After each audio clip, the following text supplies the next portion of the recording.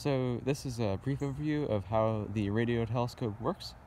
So you can see the overall shape of it is this sort of wide flaring shape, and so that acts to reflect the radio waves that are coming in from space, and then guide them towards the back of the telescope. And so it's 1.5 meters wide, so that's the aperture of the telescope, and it's about 1.5 meters long too, so a few feet. And then you can see at the front here, there's this sort of wooden frame to keep everything stable.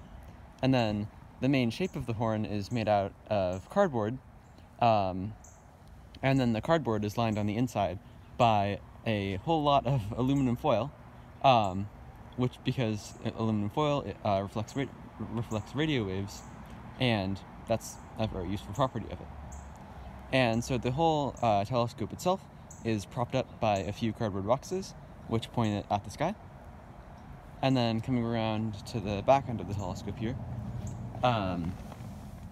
so at the back there's the small waveguide box, which finally guides the waves towards the little receiver wire. And the receiver wire is inside the box. And then so coming around to the receiver electronics,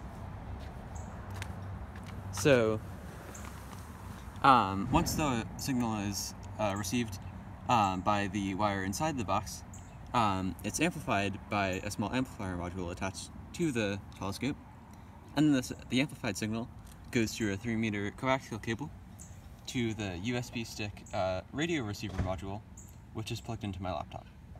And then the laptop runs pretty standard software which collects the signal and averages it to form a result.